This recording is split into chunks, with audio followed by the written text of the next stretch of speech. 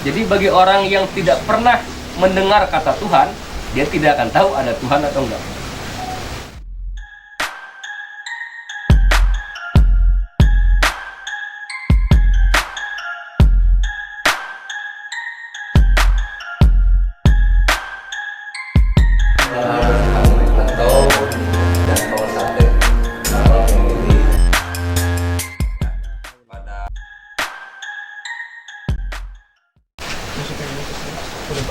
Bahas tentang filsafat modern, abad kegelapannya, Dark Age-nya kita sampingkan dulu. Kita mulai mungkin dari Renaissance dan Parung. Itu apa? Nanti akan dibedah. Akan apa saja di sana terjadi, perkembangan ilmu pengetahuannya seperti apa, termasuk filsafatnya di dalamnya. Ya, Eropa pada waktu itu akan seperti apa? Akang yang satu ini akan sangat komprehensif, membedah dari sisi pemikiran, kultur, jiwa zaman, dan lain-lain. Dan di abad modern ini, walaupun waktunya berapa, 200 tahun ya sebelum jadi postmodern, Iya. 200 sampai 300 tahun, tapi tokohnya lumayan banyak dan terkenal KB. Kalau Yunani klasik kan tadi cuma 4 lah atau 3. Nah, ini akan sangat banyak banget tokoh-tokoh yang akan kita gambarkan hari ini. Kedepan kita akan bedah melalui kajian-kajian 2 mingguan. Semoga dan sahabat-sahabat bisa konsisten. Amin. Termasuk panitia. Nah. Perkenalkan, beliau adalah Kang Hendra Januar. Tempat tanggal lahir, tepuk tangan. Purwakarta 15 Januari 1988. Wah, kita privat kan? Sama kita. Agama Islam. Alamat Bendul, Sukatani, Purwakarta. Nomor HP 0822 9827 8119. Email Hendra j4nuar@gmail.com. SDN Negeri Bendul 2, Pondok Pesantren Darussalam Subang. Ayah alhamdulillah deh. Gak ada. SMA MAN satunya Purwakarta. Ya, kan yang lain Mas. S1 di Universitas Paramadina Jakarta. Ini Cak Nur katanya. Dulu mendiang Cak Nur, sahabatnya Gus Dur, tokoh pemikir Indonesia. Oh, pas masuk masih Anies. Gubernur Jakarta. S2-nya masih di kampus yang sama.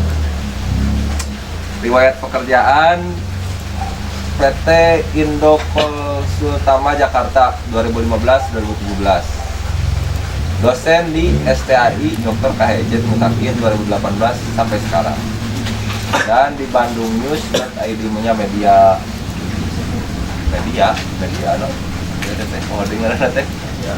Media online. Untuk lebih memanaskan kembali isi kepala kita berikan waktu berapa menit? 1,5 jam lah atau 2 jam untuk Akang berceramah. 2 jam jelasinnya. Tanya jawabnya ya? Tanya jawabnya sampai jam 3 subuh cukup ya. Masih kuat ya? Kuat lah, besok kita pulang kembali ke realitas masing-masing. Sekarang kita rungsing sejenak untuk memikirkan masa lalu. Ya. Terima kasih, mangga Kang diaturanan. Assalamualaikum warahmatullahi wabarakatuh. Waalaikumsalam. Saya langsung aja ke poin ya, karena waktunya terus berjalan. Saya ingin lebih dulu menggambarkan map timeline, timeline of philosophy, sejarah timelinenya gitu, dari Yunani sampai sekarang, yang nanti kita tahu. Sekarang malam ini bersama saya kita akan kaji di periode mana, karena periode sebelumnya udah kan ya, udah kan di timelinenya udah belum ini timelinenya dari awal belum ya timelinenya. Timeline filsafat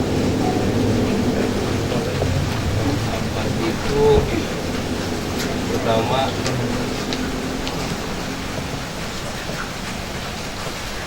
Yunani ini ada dua. Ini ada kuno, ada klasik. Kuno ini dari 500 tahun sebelum Masehi sampai 300 tahun sebelum Masehi.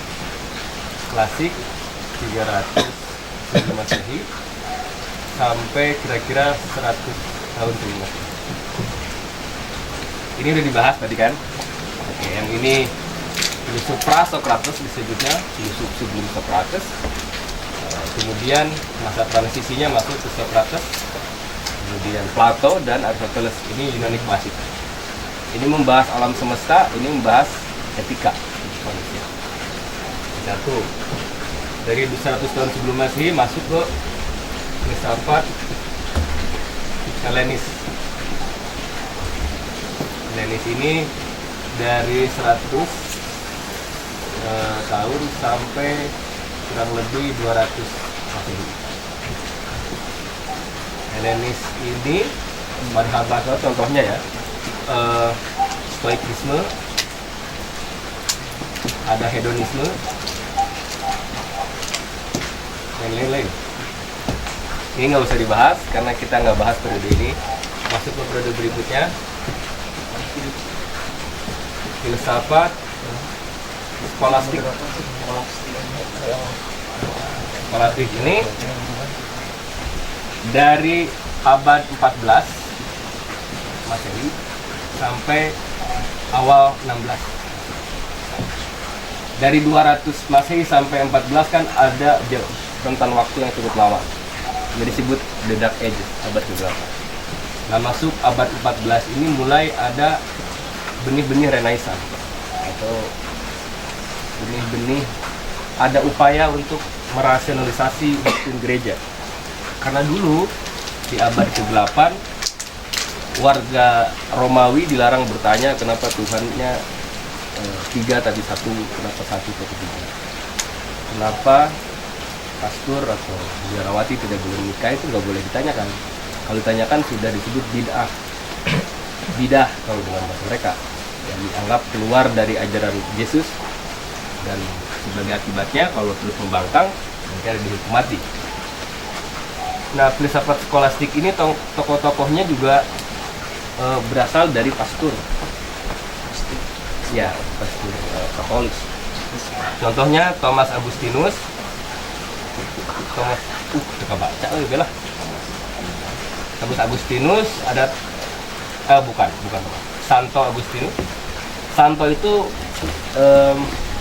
gelar dari gereja. Kalau di kita itu santo itu orang suci, maksum. Abuya. Ya, orang suci yang tidak bersalah ini cuma santo. Di sini ada santo nggak? Nah, yang kedua ini Thomas Aquinas. Nah, Thomas ini dua filsuf populer di zaman skolastik. Mereka yang mengambil doktrin-doktrin filsafat klasik Plato, Aristoteles ke dalam ajaran Kristen. Jadi doktrin-doktrin Kristiani itu nampak masuk akal di tangan Thomas Aquinas dan Santo Agustinus. Keempat, dari skolastik masuk filsafat modern. Nah, filsafat modern ini, di zaman filsafat modern inilah mazhab filsafat berkembang menjadi sangat banyak. Dulu ini hanya satu. Jadi filsafat modern adalah periode pabrik mazhab filsafat. Pabrik filsafat ini filsafat. Sebelum ini saya skip dulu. Berikutnya adalah filsafat post modern. Post modern ini ada Derrida, Ferdinand de Saussure.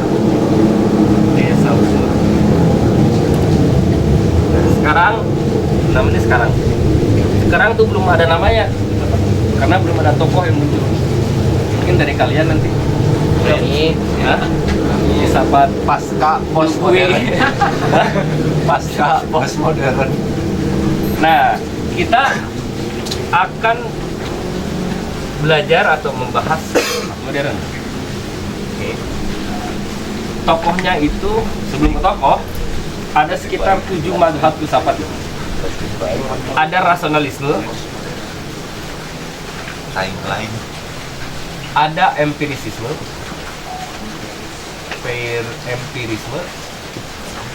ada eksistensialisme,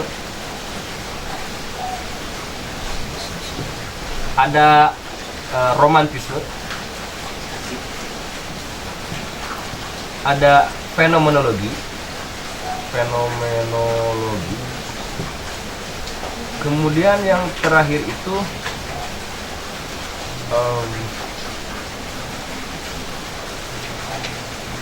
pragmatisme. Pragmatisme ini khusus di Eropa, di Amerika. Nah, sekarang kita bahas filsafat modernisme, tidak semuanya, tidak satu-satu kita bahas. Itu cukup, karena satu mazhab ini bisa satu hari. Nah, kita bahas rasionalisme. Ngomong-ngomong, filsafat modern itu dari akhir abad 16 sampai abad 20. Tokoh-tokohnya ini rasionalisme paling populer adalah René dibacanya Descartes. Tulisannya Descartes, bacanya René Descartes. Kemudian empirisisme ada David Hume, paling terkenal ya. Eksistensialisme ada Friedrich Nietzsche.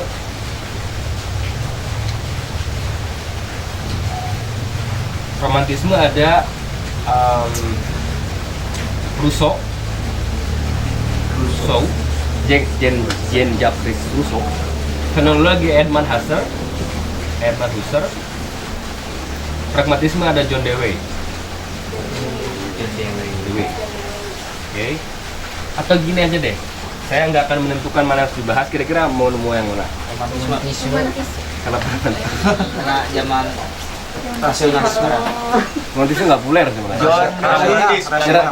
Romantisme ini sebenarnya sudah tidak ada, sekarang sudah nggak ada penganutnya. Pragmatis, Sekarang ditaikkan lagi jadi penganutnya. rasionalisme, pragmatis. Oke, kita ulang gitu deh. rasio aja Kang, soalnya fenomenologi besok akan kebahas, John Dewey besok akan kebahas juga. Oh, jadi ini ya. Mendingan di eksis. Nah, Ini sama eksistensialisme ya. Nah, iya. Tapi kalau Empiris juga sih. kalau rasionalisme dibahas, ini pasti empirisisme dibahas juga. Karena mereka dua mazhab yang berseteru. Ini antara kelompok yang tidak bisa berkumpul, saling membenci. Oke, kita bahas ini ya, dua ya. Ini dari abad 16 sampai abad 20. Itu sebagai jendela pembuka diskusi kita pada malam hari ini. Kita lanjut.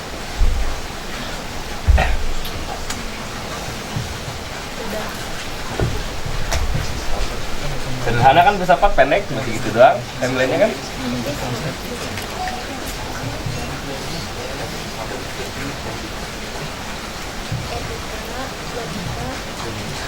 Modern.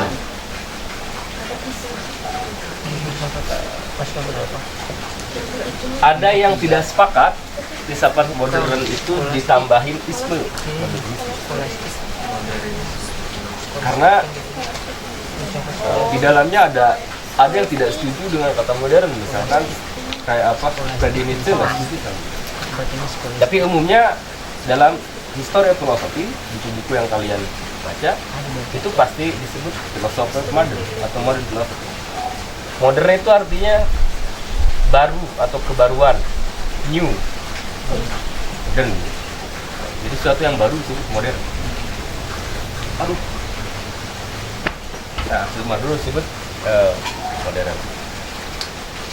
Kenapa atau apa yang menyebabkan ini disebut baru? Kan? Begitu cerita.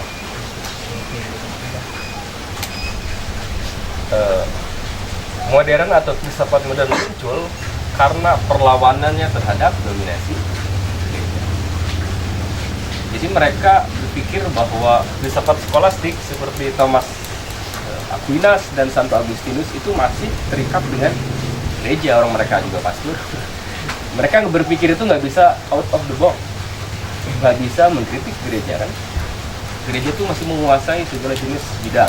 Definisi kebenaran itu milik gereja, tidak boleh ada yang berbeda. Tuduhan semacam itu menjadi alasan yang sangat masuk akal untuk terbitnya era modernisme. Era modernisme ditandai dengan satu tokoh yang sangat populer, yaitu René Descartes. Itu bukan seorang pastor, seorang biasa yang pernah wajib militer, tapi kemudian dipulangkan karena sakit apa namanya, dingin itu, nggak kuat dingin itu, hipotermia. Dia dipulangkan, kemudian menikah dengan Ratu Prancis, meninggal umur 53, meninggalnya juga karena kedinginan.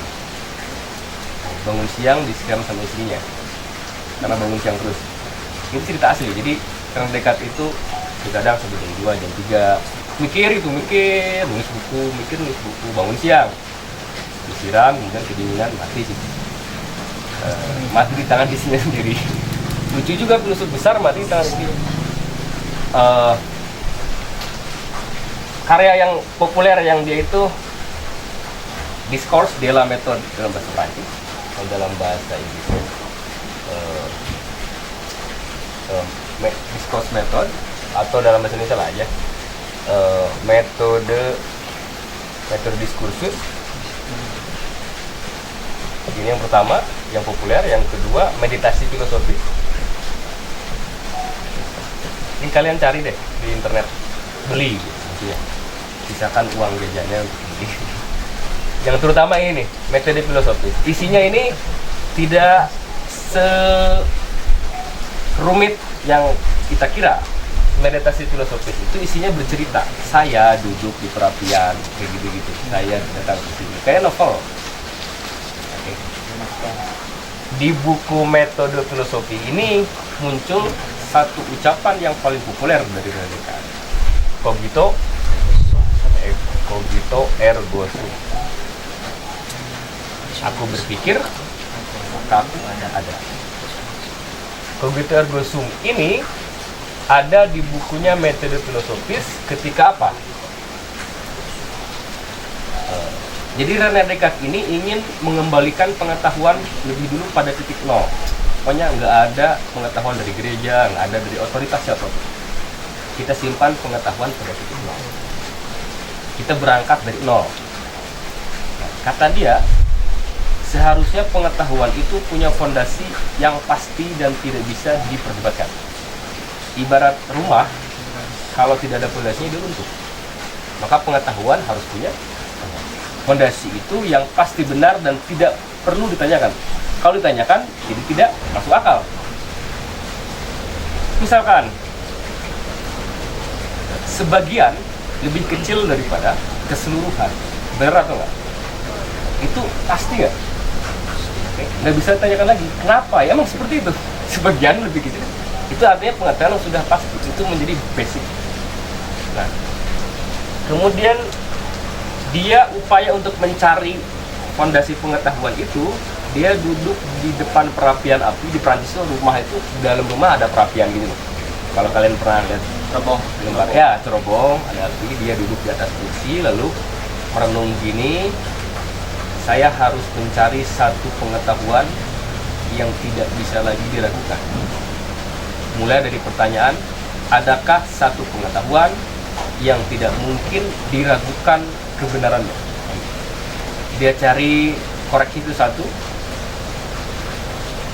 muncullah satu yang dia tidak mungkin terjadi ya. A. Informasi panca indera.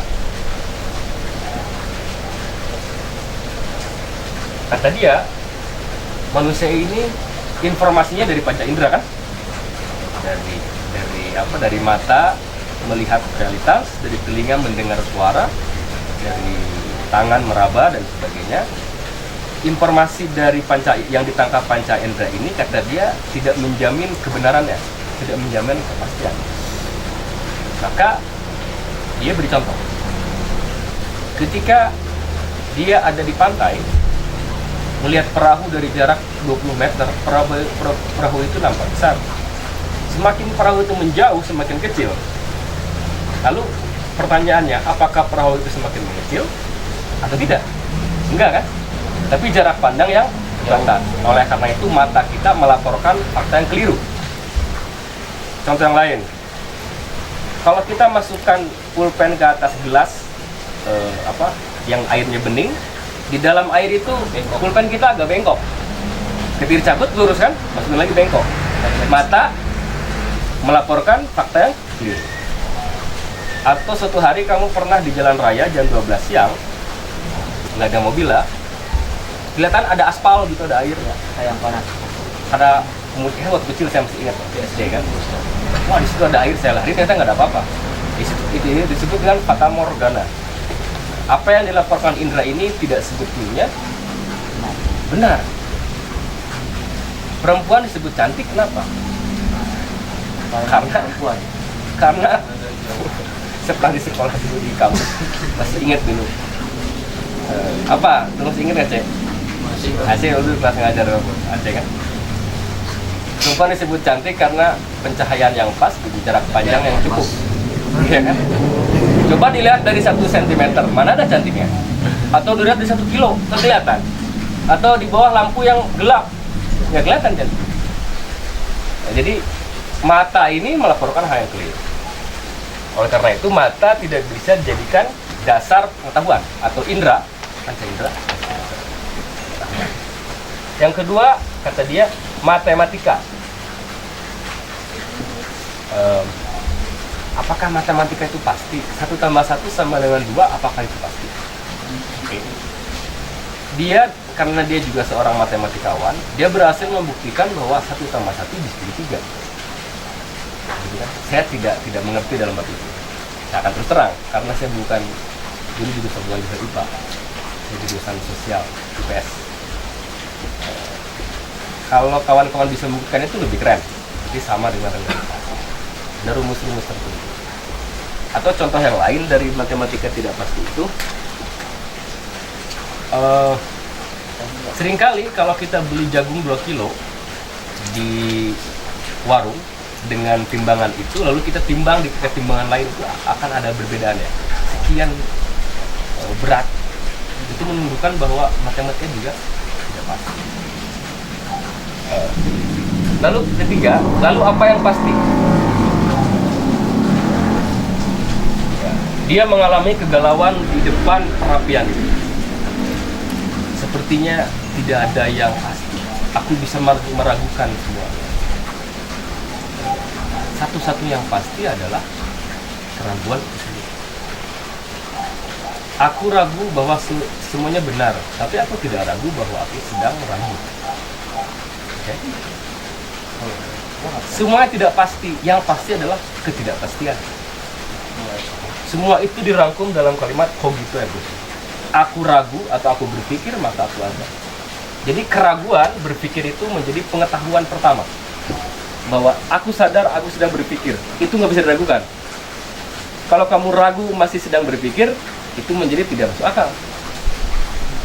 Aku ragu bahwa aku sedang berpikir. Pada saat itu kamu sedang berpikir. Iya kan? Ya, artinya itu menjadi dasar utama.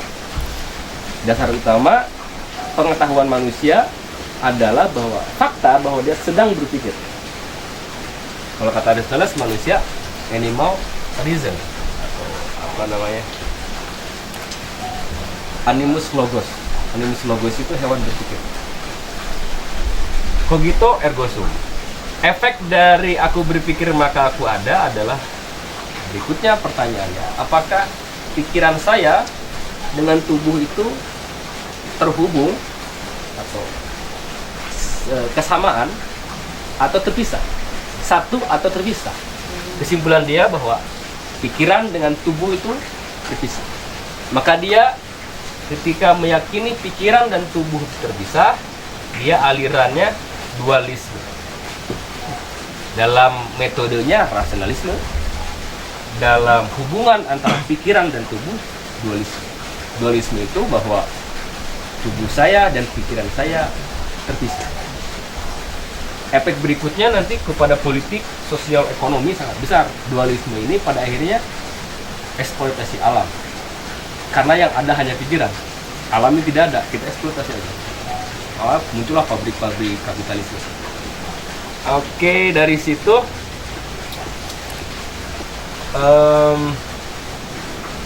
sebelum saya menyertakan penentangnya. Penentangnya itu yang membantahi juga rame-rame, ini satu orang dibrodol sama 3 filsuf sekaligus. Setelah itu dihabisi nih Dekat. Setelah itu saya bahas gagasan dia yang lain, yaitu pembuktian adanya Tuhan. Dia masuk juga tentang pembuktian Tuhan. Dia berpikir begini, apakah Tuhan itu ada? Dia meyakini ada. Jadi Rene Descartes itu bukan ateis. Dia meyakini. Apa buktinya ada? Buktinya saya berpikir lagi. Artinya apa? Artinya ketika saya berpikir, saya bertanya dari mana asalnya pikiran saya. Tidak mungkin pikiran saya ciptakan sendiri. Aktivitas saya berpikir, yes, tapi fakta saya sedang berpikir itu dari mana? Kata dia, pasti ada sesuatu yang lebih cerdas dari saya, yang memberikan ilmu. Oke, dia sebut dengan Tuhan. Tuhan ini kemudian memberi logos itu pikiran, logos kemudian jadi fakta. Fakta ini kenyataan materi. Sederhana argumentasinya. Nanti dibantah juga sama kaum ateis, apalagi Friedrich Nietzsche. Nanti Friedrich Nietzsche itu adalah filsuf yang paling nakal. Filsuf yang paling nakal nggak bisa diatur, nggak mau sama dengan yang lain. Filsuf yang penuh menderita, tidak pernah menikah, dipecat dari kampusnya, kemudian menyepi di gunung, meninggal sama adiknya sendiri. Dia filsuf paling menderita, ibunya, bapaknya meninggal dari kecil, sama ibunya diberkelahi, saling goblok-goblokan lah kalau bahasa itu. Saling ibu dasar goblok ibunya, ibu anak durhaka, bodoh amat sih goblok ya. Indonesia dulu, nanti setelah inilah kita bahas. Oke, langsung buka pertanyaan dulu atau langsung terus dulu? Lanjut. Hah? Oke, lanjut ya. Saya jelasinnya agak cepet nih. Gak apa-apa lah ya, ngejar target selesai. Penentangnya itu nanti muncullah empirisme. Empiricism.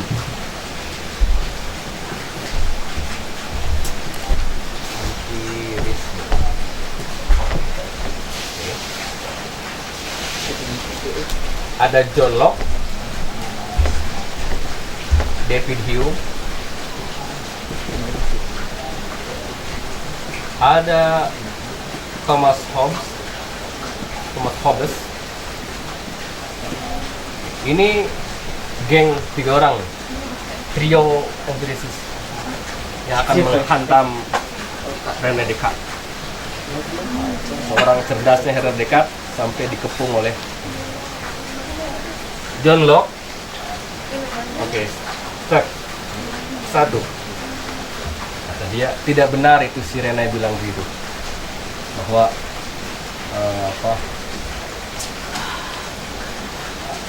kepastian itu dari pikiran.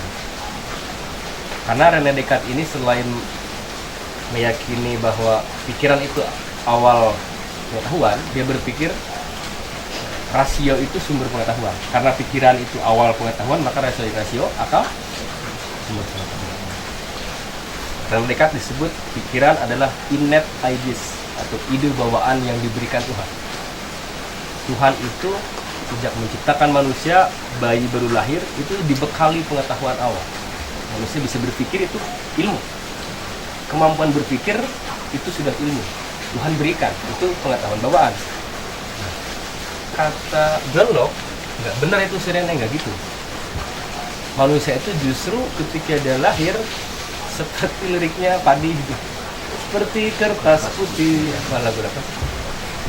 Jadi manusia lahir itu seperti kertas putih, blank paper. Oke, so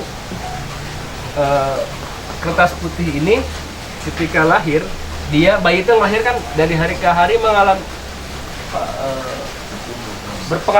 mengalami sesuatu. Dia melihat gelas, dia melihat gunung, melihat mobil. Ibunya, dia dengar suara ibunya bilang itu gelas, muncullah masuk kata gelas dalam memorinya.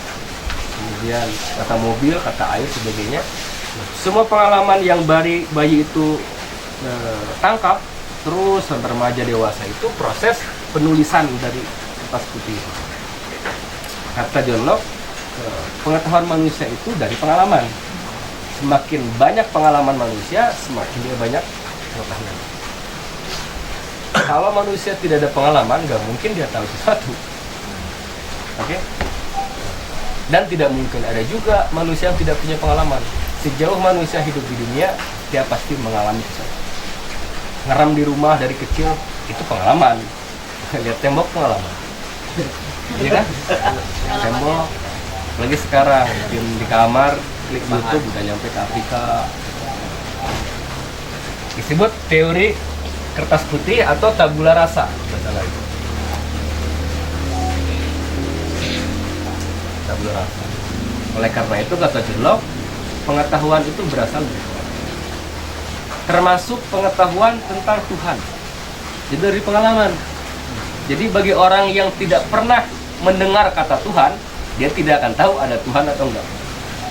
Misalkan kamu tinggal di pulau Alaska di sana, atau di Antartika sendirian sama beruang. Dari lahir di sana lah, ceritakanlah andainya kamu masih hidup, udah gede gitu, sama beruang. Belum pernah ketemu manusia, belum pernah dengar kata Tuhan. Pertanyaannya, apa kamu percaya Tuhan atau enggak? Kata John Locke, tidak mungkin percaya. Orang dia belum ada informasi tentang Tuhan. Sejauh itu, sejelas selama itu dia jadi ateis. Orang tidak percaya Tuhan karena nggak ada informasi. Tapi kalau kata Rene Descartes, dia pasti mengetahui Tuhan karena punya pikiran. Dibekali oleh Tuhan itu sendiri. Dia melihat air terjun, oh betapa indahnya air terjun. Dia lihat gunung, wah betapa indahnya gunung. Mungkin akal akan berpikir ada yang lebih indah dari gunung ini, kan begitu? Kalau dikasih akal.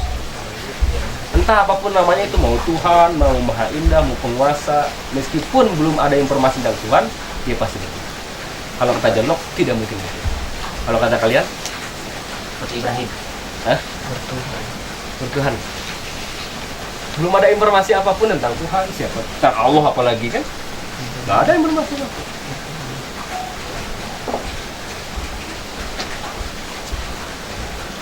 Oke. Nanti ini perdebatan ya, di sini ya diskusi.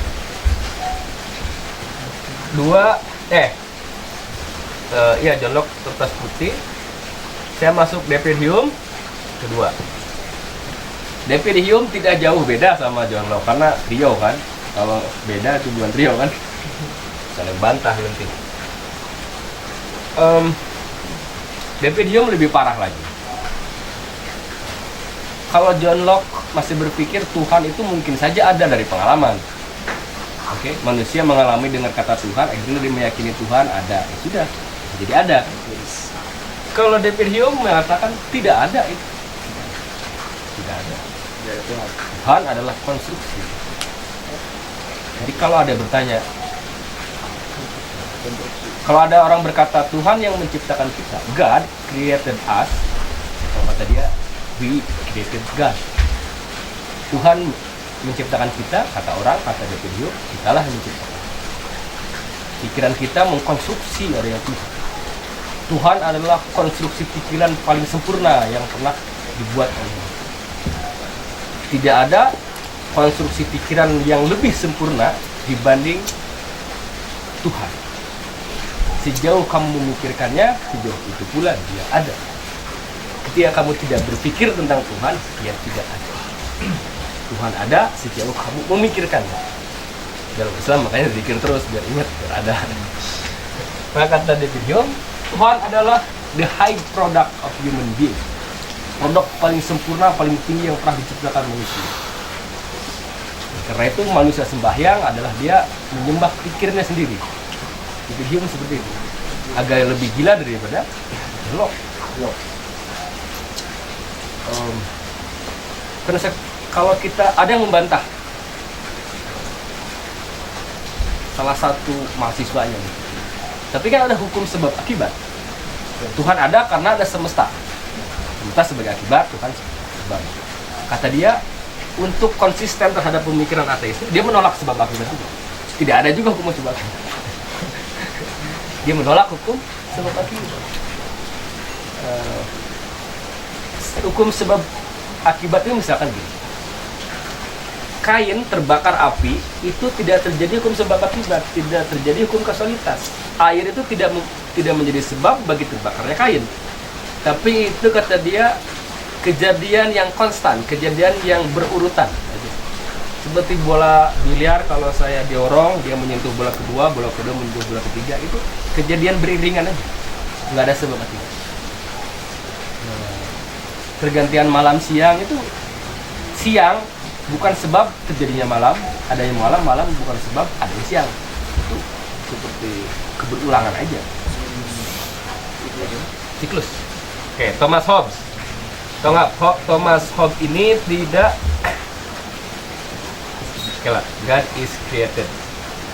Thomas Hobbes ini tidak begitu fokus kepada perbantahan. Dia fokus kepada filsafat politik dari empiris. Dia berpikir sudah deh masalah Descartes ini sudah sudah dihabisi oleh dua teman saya gitu. saya setuju sama mereka. Tapi saya ingin memberi konsekuensi lebih dari empirisisme, yaitu filsafat politik. Lalu dia menciptakan tulis buku yang namanya The Brief History of Country, nation state. Dia nulis awal mula terciptanya sebuah negara. Kenapa negara harus ada? Kenapa manusia harus punya negara? Hidup biasa aja lah, nggak usah negara adanya ngerepotin aja, pun KTP aja sendiri gitu. Negaranya tugasnya mintain pajak, nilang kita di jalan, itu tugas negara kayak gitu. Apakah seperti itu kata Thomas Hobbes? Kalau kata kita misalkan, kata dia tidak. Negara itu sejarahnya begini. Dulu zaman suku-suku, bahkan sebelum zaman suku-suku, ada sekumpulan manusia, katakanlah Homo sapiens generasi awal, masa prasejarah. Terjadi upaya memburu rusa. Ada 100 orang memburu rusa. Dia pergi ke hutan. 99 orang ketika pulang sore tidak mendapatkan satu yang mendapatkan hanya 1 orang. Oleh karena itulah satu rusa ini dibagi oleh 9 orang. Bertengkarlah mereka, ada yang pingin pahanya, ada yang pingin kepalanya. Terjadi pertumpahan darah, saling bunuh karena rusa. Lalu mereka bersepakat, karena setiap kali mendapatkan rusa saling membunuh, kan berkurang nih spesies kalau saling bunuh. Akhirnya mereka sepakat, udah kalau begitu kita harus ada yang memimpin. Nah kan, pertama harus ada yang memimpin. Siapa yang memimpin? Dibuatin. Si A memimpin. Itu pertama kali tercipta sebuah organisasi. Si A ini kemudian nanti siapapun yang dapat kita bagi rata. Nah, ketika awal-awal pimpinan diangkat, maka pimpinan itu termasuk undang-undang. Jadi undang-undang bukan bentuk tertulis. Si pimpinan itu sudah termasuk dalam dirinya pasal hukum. Setiap ucapannya pasal. Setiap ucapannya adalah hukum. Setiap ucapannya adalah ketentuan. Nah, dari ini muncul monarki, kerajaan. Nah, kerajaan simbol dari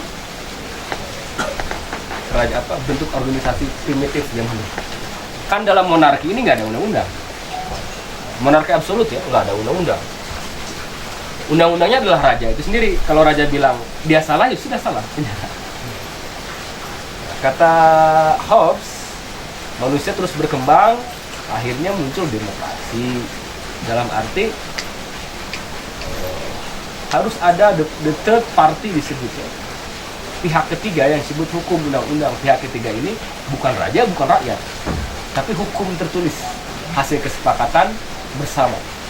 Dan baik raja ataupun rakyat harus taat kepada hukum atau undang-undang atau konstitusi. Disebut the third party. Partai ketiga. Partai itu maksudnya bukan partai seperti sekarang ya, maksudnya pihak ketiga. Jadi pada awalnya kemudian dia di kedaulatan hukum, bukan kedaulatan rakyat. Oke, cukup segitu dulu ya. takut terlalu lama saya ceramahnya. Jadi kalau masih waktunya cukup, kita akan berlari ke eksistensialisme. Assalamualaikum warahmatullahi wabarakatuh. Nama saya Salman Al-Fariji dari STT Wasku Kancana dari Politeknik Informatika. Assalamualaikum warahmatullahi wabarakatuh. Perkenalkan, nama saya Salman Al-Fariji dari kampus STT Wasku Kancana dari Politeknik Informatika. Nah, di sini saya ingin menanyakan kembali tentang yang dimaksud dengan John Locke sama tadi Descartes. Itu bahwa tadi dua teori itu yang bertentangan, bahwa kata Descartes kan bahwa ketika seseorang berpikir itu maka dia itu ada, dan ketika pikiran dia itu berpikir maka Tuhan itu udah ada. Dan sedangkan kata John Locke itu bahwa Tuhan itu ada ketika ada suatu informasi dan ada suatu pengalaman. Nah, kan di posisi kalau dimasukin secara asumsi ya, asumsi menurut saya pribadi ya, nggak tahu menurut teman-teman. Nah, kalau menurut saya pribadi bahwa teori yang disampaikan John Locke ini belum bisa mematahkan teori Descartes, bahwa setiap orang harus menerima suatu informasi untuk, contoh informasinya tentang Tuhan. Dia tidak akan percaya Tuhan kalau dia tidak percaya orang mengatakan adanya Tuhan. Sedangkan Descartes itu mengatakan bahwa ketika seseorang itu berpikir maka dia itu mempercaya bahwa pikiran itu dari Tuhan. Nah, kalau kita ambil dari sejarah bahwa dulu Nabi Ibrahim itu dia tidak mempunyai informasi tentang adanya Tuhan, tapi dia mempunyai suatu pikiran. Disitulah dia keluarkan bahwa Tuhan itu dalam bentuk apa, apakah dalam bentuk bintang, matahari, atau dalam bentuk patung berhala. Nah, bahwa teori yang lebih rasional lah menurut pandangan atau asumsi saya itu Descartes, bahwa pikiran itu bisa mengadakan adalah suatu Tuhan. Kalau sedangkan informasi itu adalah hanya sebuah penyampaian dari satu ke satu, itu kan sebuah pengalaman. Kalau dimasukkan John Locke kan, menurut John Locke itu pengalaman ya. Kalau pengalaman, kalau diteorikan menurut Immanuel Kant juga, bahwa pengalaman tanpa teori itu sesuatu hal yang buta. Tapi teori tanpa pengalaman itu adalah sebuah permainan kecerdasan. Kalau kita lihat dari sudut pandang dua ini, berarti kecerdasannya ada di teori, bukan di pengalaman. Berarti teori itu adalah di pikiran. Berarti yang mengadakan Tuhan itu pikiran, bukan pengalaman dan informasi. Terima kasih, Bang. Ya, Mak. Mau bantah ini? Enggak. Nambahkan. Nambahkan apa? Bertanya lagi, tanya lagi lah. Request. Antara perdebatan itu siapa yang menang? Perdebatan yang mana? Dan itu ada panah-panahnya sehingga ketika akhir membuat sebuah negara. Ya, kan itu ada perdebatan, pemikiran, pengalaman, dan nama-nama itu nggak kelihatan soalnya nggak dibaca ya. Saya mau maafkan, bukannya Ya, tulisan saya juga jelek sih. mata saya kurang jelas. Saya ingin nanya soal dua teori. Bisa nggak saya nanyakan sangkut pautkan antara teori Descartes sama teorinya si Iqbal? Filsuf, salah satu filsuf Iqbal dari Timur. Muhammad Iqbal. Ya, Muhammad Iqbal. Kan kata Descartes, aku berpikir maka aku ada. Tapi apakah berpikir itu udah benar substansinya itu kita bakalan ada? Contoh analoginya gini. Besok dari yang kemarin kita perjanjian bahwa besok kita akan menghadiri sekolah filsafat. Itu kita secara berpikir eksistensialnya, apakah kita bakal ada di sekolah filsafat? Dan sekarang terbukti bahwa yang terdaftar kita 33, tapi yang masuk, yang hadir itu tidak semua. Berarti belum ada eksistensial dari berpikir tersebut. Tapi kalau apakah ada perbedaan antara dengan Muhammad Iqbal, bahwa kata Muhammad Iqbal bahwa sesuatu yang aku ragukan, satu-satunya yang aku bahwa aku mencintai maka aku ada, itu kata filsuf Muhammad Iqbal. Nah, si Iqbal ini mengeksistensialnya kan bahwa ketika kita mencintai sesuatu maka kita akan ada, mau secara itu masalahnya ada, mau masalahnya apapun itu terjadi. Bahwa ketika mau hujan turun selebat apapun, ketika kita dengan rasa cinta ingin berangkat ke sekolah filsafat, mungkin hari itu kita akan ada berada di sekolah filsafat. Mungkin ada yang dipertanyakan, apakah ada perbedaan antara pemikiran dan rasa yang timbul dari cinta tersebut. Terima kasih, Bang. Apa itu cinta? Lagi? Oke. Yang pertama, sebagai penganut Descartes,